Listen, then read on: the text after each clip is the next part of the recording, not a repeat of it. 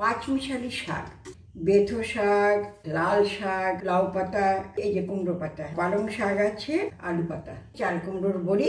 আমি এই সবজিগুলো একটু হালকা ভেজে নেব। এই যে বেগুন আছে, শিম আছে, একটু বিনস আছে, আর কাঁচা লঙ্কাটা এই শাকের মধ্যে দিয়ে দিলাম, হালকা করে ভেজে তুলে রাখবো। এর মধ্যে সামান্য পরিমাণ নুন দেবো, বেশি দেবো না, কারণ শাকও দেবো তো, সেই জন্য অল্প দিলাম। সামান্য একটুখানি হলুদ দিলাম,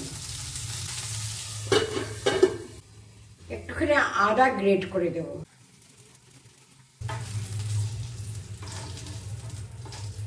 এবার একটু তেল দিয়ে বড়িটা ভেজে তুলব। তেল গরম হয়ে গেছে, বড়িটা দিয়ে দিলাম, আর এক পালি তেল দেবো।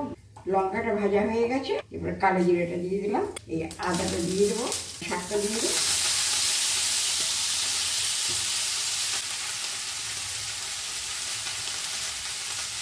এই যে পরিমাণ মতো নুন দিলাম। শাক, নিরামিষ তরকারি এগুলোতে সবসময় হালকা পরিমাণ হলুদ দিতে হয়।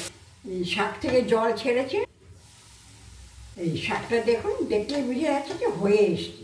এইবারে আমি এই ভাজা সবজিটা দিয়ে দেবো, যেটা আমি ভেজে রেখেছিলাম। শাকে একটু মিষ্টি না দিলে না ভালো লাগে না। বড়িটা ভেজেছিলাম, সেটা একটু গুঁড়ো করি।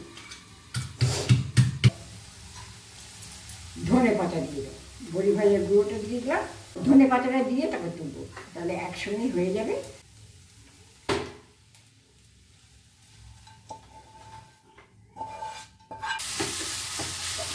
আমার জন্য এইটা, আর আমার হাজব্যান্ডের জন্য হলো এইটা।